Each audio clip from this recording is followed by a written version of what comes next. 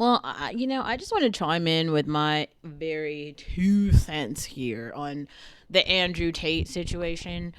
I saw that Abba and Preach covered it. I will link that video. Michael Knowles covered it the other day, and then Abba and Preach actually snipped in some of Michael Knowles' video, which is kind of interesting because, like, in my personal opinion, I would say that Abbott and Preach sit on the moderate side of the political spectrum, but I feel like maybe in their age, as they're getting older, they're becoming more conservative, which is very interesting. Where I feel like they're moving from liberalism more to I feel like where they are maybe like last year was like moderate, and they're actually moving toward conservatism. Whereas me, I started as an extreme conservative and kind of moved toward the moderate nature where I am now. Now, the issue here and the question on the table is like sex work in all the forms or whatever. And now I hear some conservatives like Candace Owens coming at people like M. Rada, who's just a model. Like, models aren't sex workers, and Instagram models aren't models, and people keep using the terms interchangeably. Models model clothes. If you don't have any clothes to model, or like there's even like the makeup models, the like, for instance, I saw Kendall Jenner has a new campaign with L'Oreal. L'Oreal is a makeup brand, so the pictures that she is modeling are of her face for the makeup, right? Or like Yara Shahidi is a brand ambassador for Dior, and she was modeling the lipstick. So if you guys didn't see, I bought the lipstick color, okay, that she sold. It was like $51. I bought it. It was great. I think it looks great. Models are like selling things. Instagram girls are different. These are just like regular girls in real life who are just taking pictures of things that they have. Now, one thing I think is fascinating is that a guy who was on a panel with Andrew Tate, and maybe I'll try to find this particular panel, but he was saying the kind of girls I could never encourage to enter the sex industry are girls with rich parents.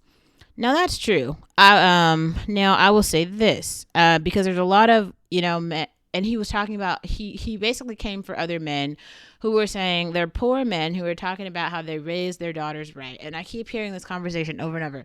Oh, I'm gonna raise my daughter right. I'm gonna raise my daughter right. My daughter's not gonna wear this. She's not gonna do this. My daughter. And then one thing you realize when you start to unpack what's happening with Andrew Tate here is like, first of all, Andrew Tate made a PhD program, a pimping hose degree educational program where he was training other men in society on like lover boy techniques that would encourage naive women to fall in love with them and then sell these women's bodies on the internet to make money from other men. Now, in no part of this are the women the like bad people or like the women in this case are just cattle. They're literally just like cattle to be used by both ends. They're being used by the men who are consuming their OnlyFans content, and they're being used by the men who they love who are literally selling them to the other men. It is actual pimping. And it's crazy because like those women are someone's daughter. Those women are someone's sister. They are. And the men on both sides, the men who are supporters, because another thing I think a lot of us aren't realizing is like how many supporters Andrew Tate has. Like the videos that are resurfacing are on his website. Like the shit that he says he posted on his website. He was all over the internet giving these talks about being an awful pimper. This isn't new. Those of us, okay, who have been on the other side of the red pill community critiquing it, we're not new. We've all, and a lot of us, like, I am not some hyper conservative who's like, oh my God, you can't wear a swimsuit, don't post a photo in a surfer outfit. Like, that isn't me. If you're at the beach, wear your bikini. if it's summertime, pull out the summer dress. If you've got a dress, like, I don't actually have an issue with Keke Palmer's outfit. I just don't like it. Like, I wouldn't wear it because I didn't think it's like, to me. I just didn't like it. That's it. But I think she looked good in it. She looked fine. I just personally wouldn't wear it because I don't like the style. There's a million other dresses though that I could pick that I'd be like, damn, I look sexy in this motherfucker, and I think I look great. So it just wouldn't be that style. Okay, I have a style critique, not a like sexiness critique. Those are different. Um, but it's very strange to like. Oh well, let's go back for a second to what that man though was saying. He was like, he basically said like the girls are gonna get their that purse.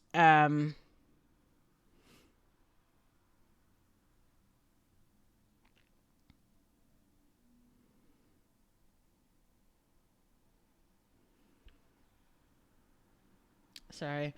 Um the girls are gonna get those, Louis Vuitton purses or whatever, one way or another. So you might want to just buy her that purse, or she's gonna find a richer man to do it. That's true. And I think that, like, I wouldn't say that I grew up rich by any means, but I will definitely say, like, I definitely wasn't wanting for anything. And a really, really huge part of my upbringing was understanding the cost of shit. Man, when you understand the cost of shit, it puts a lot of shit into context. When you understand the cost of something, you see the false confidence almost that some women have, which is very strange. Like, you'll see women walking around with like like a $2 purse or some $2 leggings or whatever, and then they'll be talking about all these things that have to do with like style and fashion. It's like the Shein girls, the Fashion Nova girls. It's almost like a joke to me. It's like, this is not. It's fast fashion, first of all, but it's also not really cute. They're wearing those things for poor men to see them just in a dress, just in clothes. Okay, all that shit is for poor men to see them in it and to be like, wow, you are a girl. That's what that's for. And like, that's another thing that I think is like really fascinating here. There are so many opportunities for like men to just be in relationships, like quality relationships. There are also a lot of opportunities for women to just be in relationships. The thing that like Andrew Tate and who's that other guy that all the men like, the things that they're pushing are not just relationships. They are almost like top tier relationships that have a lot of things to do with like beauty, aesthetics, money, lifestyle, culture, really Americana in a lot of ways, or Eurocentric beauty standards. We could say that have to do with, like, body proportionality, facial proportionality, purity politics, finances. Um, I don't think that all of those things are bad things necessarily. I simply think that, like, how do I say? I think that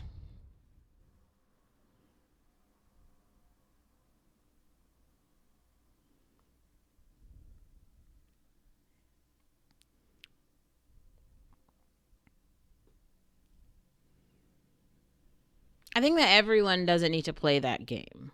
But also, we do need to understand that, like, women women have beauty, which is a real thing. Like, all women have some beauty, but some women have more beauty. They just do. They're just more conventionally beautiful. And I think things that like Andrew Tate was doing was really awful because he was packaging up that beauty and selling it almost like Skittles or Cheetos or something. And he was like flopping it to all of these men and making them like have a little taste of it, because like the thing is, Andrew Tate actually had those women. He had access to those women. He was sleeping with those women. He literally told us, he's like, I would have sex with a girl and then I would pimp her out on the webcam or whatever. That's what he was doing. That's kind of awful. This is the reason why I continue to say I have an issue with sex work. Like women who are choosing to do sex work on their own, who have their own businesses, who are taking home all their own money, do you, like whatever. I don't really have an issue with it. It's just it is literally the oldest profession, and I think for us to try to talk about a society where that's not the case is weird. But then I also think is that it's just very strange because like why don't there's something mentally wrong with a lot of the women I think who do that because like they just never do shit with the money. Like if you're doing sex work for money, like where the fuck are the dividends of your money? Like why don't they ever have anything to show for it? Like why don't we have a whole bunch of sex workers who are retired now who are just like balling? Because like there's a lot of money that's being made off of sex work, like a ton of money. But it kind of feels like everybody who's doing it, they're either blowing the money or they're just like I don't know. There's some disconnect that I'm not understanding. Either way, I don't know. And this is why it's the pimping part that I think makes it dangerous, and why I wouldn't encourage you to do it or really anybody to do it. It's the other men that make it dangerous. But I think Abba and Preach made a really good point, which I do want to highlight. They were saying that like there were men who were paying for the webcam girls, and they were sending all kind of money, like $200,000 to him to like get the girl to fly out or something, and they were falling in love with these women, all this shit, and then he was like scamming them out of money, homes, all type of things. Then these same men now started going on these alpha male podcasts degrading the women that they were paying all the money for. So it was like the way that they described it, they were like, "Man, he literally was making money off of these men." Because the men were the ones who were dishing out the money here. The women were just the ones who were being chastised and like yelled at basically by everybody. But it was the men who paid on both sides. They were giving him the money for the webcam videos. Then they were giving him the money for the class to berate the same women that he was like fucking and pimping. So on both sides, Andrew Tate was just basically stealing money from men. He was just scamming money from men. And I feel like most regular women were like watching this just like because we weren't really red pill or no pill. It was like no extreme part of either of these motherfuckers, but the men came so hard. That was the crazy part. Like watching the red pill community like grow on both sides was insane because so much money was changing hands, but it was going from like pimp to pimp, right? Like on both sides, Andrew Tate was winning. And he kind of still is winning because he has all the money. Like maybe he's getting prosecuted, but he's gonna come out of jail and have all the money still, and he got all the women. Like he still got.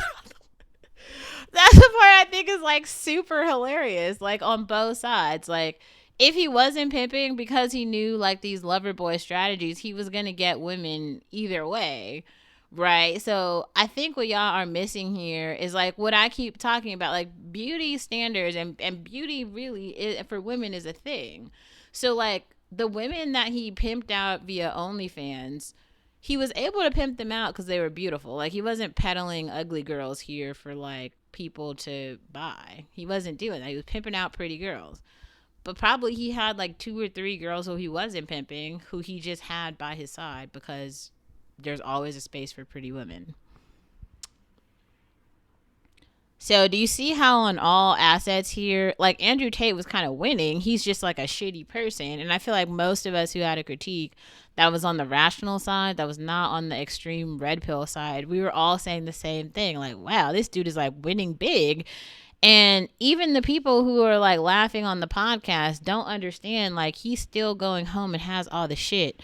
And like y'all are laughing with him and critiquing these women, but he would happily take all of your women right now. Like one way or another. Like that same girl that y'all are degrading on the podcast, she would do really well in his business. Like she would make him a lot of money.